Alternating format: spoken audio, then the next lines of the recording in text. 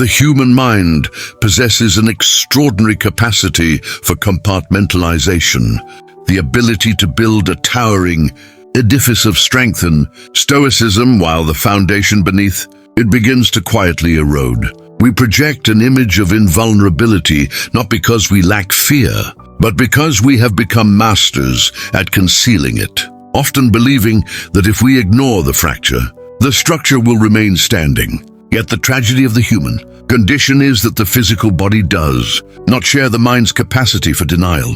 It records every trauma, every sleepless night, and every unspoken burden with relentless, unforgiving precision.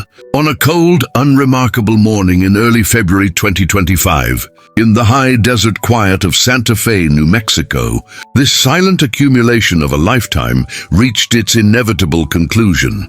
There was no sudden outcry, no dramatic final act to signal the end of a legendary narrative.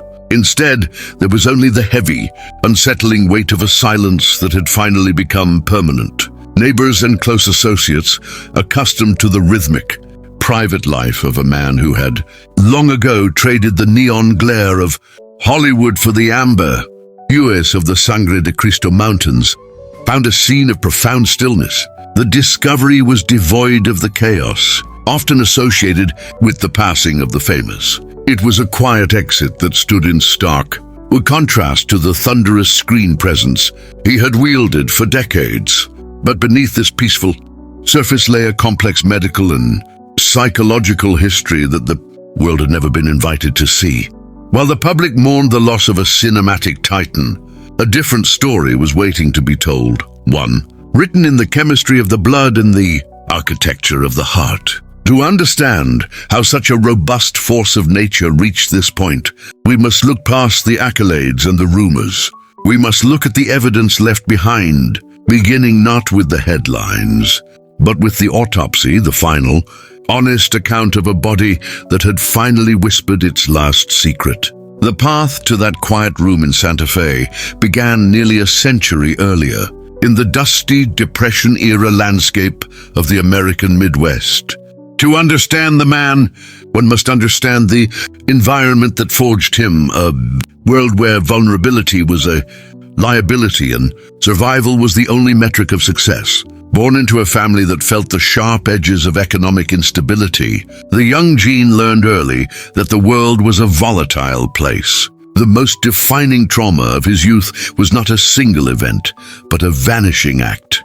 The day his father drove past him while he was playing in the street, offered a casual wave and simply never returned. That moment of abandonment didn't just create a void, it created a psychological blueprint. It instilled a restless, driving need for self-reliance and a deep-seated suspicion of permanence. This early fracture in his emotional world necessitated the development of a thick skin, a psychological armor that he would wear for the rest of his life. He sought refuge in the Marines as a teenager, lying about his age, to escape into a world of rigid discipline and objective hierarchy. In the military, the chaos of his childhood was replaced by the order of the Corps, but it also reinforced the idea that physical and emotional pain were things to be suppressed, never shared. When he eventually turned toward the craft of acting, he did not bring the polished grace of a traditional leading man. He brought the raw, unvarnished grit of a laborer. His early years in New York and Los Angeles were defined by rejection, famously being voted least likely to succeed by his peers at the Pasadena Playhouse. But where others would have seen a sign to quit, he saw a challenge to be conquered through sheer obsessive will. This period of his life established a pattern of extreme perfectionism and a relentless work ethic that would eventually take a toll on his physiological well-being. He was a man who lived in a state of constant high arousal, his nervous system perpetually tuned to the frequency of the hunt. On set, he was known for a terrifyingly authentic intensity, a quality that required him to tap into deep-seated wells of anger and sorrow. While this made him one of the greatest actors of his generation, it meant that for decades, his body was regularly flooded with cortisol and adrenaline, the biological markers of stress. The everyman persona the public loved was, in reality, a man performing a high-wire act of emotional endurance. As the decades of fame accumulated, so did the internal pressures.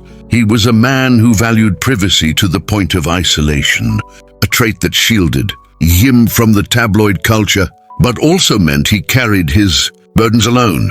He was a meticulous craftsman who found the mechanics of fame to be an irritant, a distraction from the work. This friction created a secondary layer of stress. He was a private soul living in a public cage. Friends spoke of a man who was deeply kind but also possessed a short fuse, a classic indicator of a high-functioning individual. Living under chronic psychological strain, he was a man who didn't know how to rest, transitioning from the grueling schedules of film sets to the solitary, disciplined life of a novelist in his later years. He replaced the physical demands of acting with the intellectual demands of writing, never truly allowing his system to downregulate. Even in his 70s and 80s, he maintained a physical exterior that suggested iron-clad health. He was often seen cycling through the hills of New Mexico, a tall, imposing figure who seemed to defy the standard trajectory of aging. But beneath that tanned, rugged exterior, the cardiovascular system was beginning to show the wear and tear of a century lived at full throttle. There were subtle signs, a slight shortness of breath during long walks, a preference for lower altitudes, and a gradual withdrawal from the more strenuous social obligations he once tolerated. He treated these symptoms not as warnings, but as inconveniences to be managed through discipline. He lived by a code of silence regarding his own health, believing that to admit to frailty was to invite it. This stoicism, while admirable in a cultural sense, created a dangerous medical vacuum. He was managing a body that had been pushed to its limits for 95 years, and the structural integrity of his heart was reaching a critical tipping point. The legendary Hackman grit served him well in his career, but it also masked the encroaching shadows of systemic decline. As he entered his final year, the mask remained perfectly in place, even as the biological cost of a lifetime of intensity began to demand payment in full. The transition from vitality to frailty is rarely a sudden plunge. It is a gradual erosion, a series of microscopic failures that the body attempts to compensate for until the debt becomes too large to service. By the time he entered his 10th decade, the rugged constitution that had sustained him through grueling locations and intense emotional demands was beginning to fray at the edges. The decline was not marked by public hospitalizations or dramatic announcements, but by a quiet, steady retreat into the sanctuary of his Santa Fe home. The high desert air, once bracing and restorative, began to feel thinner, more taxing on a pulmonary system that had weathered years of environmental stress and the natural oxidative processes of aging. To the casual observer, he remained the same imposing figure, tall, straight-backed and sharp-witted, but those within his inner circle began to notice the subtle shift in his equilibrium. The silence of his home was no longer just a preference for privacy. It had become a necessary requirement for conservation. Physiologically, the human heart at 95 is a marvel of biological persistence. Yet it is also a delicate instrument. Decades of maintaining a high-intensity professional life had left their mark in the form of arterial thickening and a gradual loss of myocardial elasticity. This is the stage of life where the silent killers, hypertension and cardiovascular congestion, often take up residence. He began to experience periods of profound exhaustion, moments where the simple act of climbing a staircase or tending to his writing desk left him uncharacteristically winded. These were not merely the indignities of age, they were the clinical signals of a heart struggling to meet the demands of a body it had served for nearly a century. Yet true to the psychological blueprint established in his youth, he treated these symptoms with a stoic dismissal. He viewed physical limitation as a breach of discipline, a weakness to be ignored, rather than a medical reality to be managed. This resistance to medical intervention created a precarious environment. While he maintained a regimen of supplements and light exercise, there was a documented reluctance to engage with them, aggressive pharmaceutical interventions that modern geriatrics might have prescribed.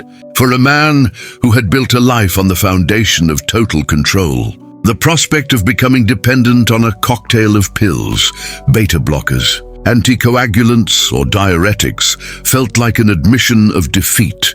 Instead, he managed his discomfort through isolation. He narrowed his world, focusing his remaining energy on his prose and his immediate surroundings. This isolation, while protective of his dignity, meant that the warning events occurred without the benefit of clinical observation.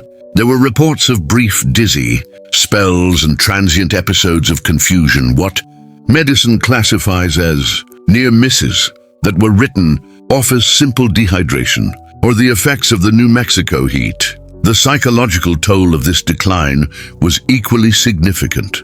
For a perfectionist, the betrayal of the body is a unique form of torture. The hands that once gripped a steering wheel in a cinematic car chase now trembled slightly when holding a pen.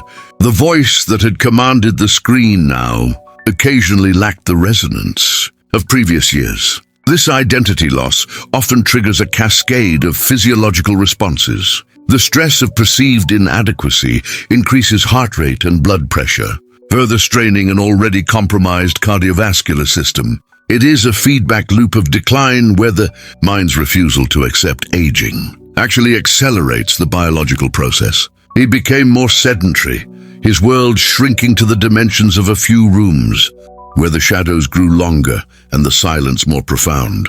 In the final months of 2024, a series of minor health setbacks began to coalesce into a more serious pattern. A bout of seasonal respiratory infection, which would have been a mere inconvenience 20 years prior, lingered with a stubborn persistence, taxing his immune system and placing additional stress on his heart. It was during this period that the silent collapse truly began.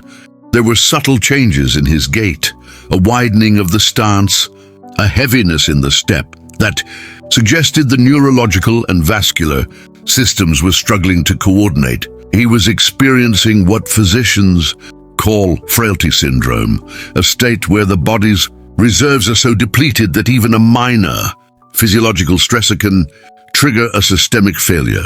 Yet he continued to project an aura of stability to the outside world. He took his meals at his usual times. He engaged in his daily correspondence, and he maintained the rigorous mental discipline of a professional writer.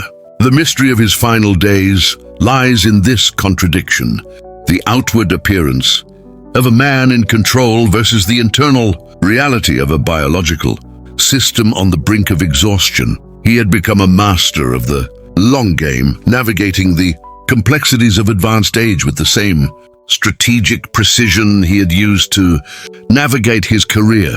But the body is not a character that can be directed.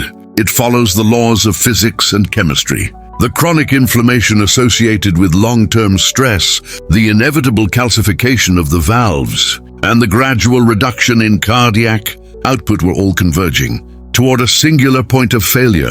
He was living on the edge of a precipice, hidden behind the high walls of his estate and the even higher walls of his own stoicism. As the calendar turned to February 2025, the internal pressure reached a critical threshold.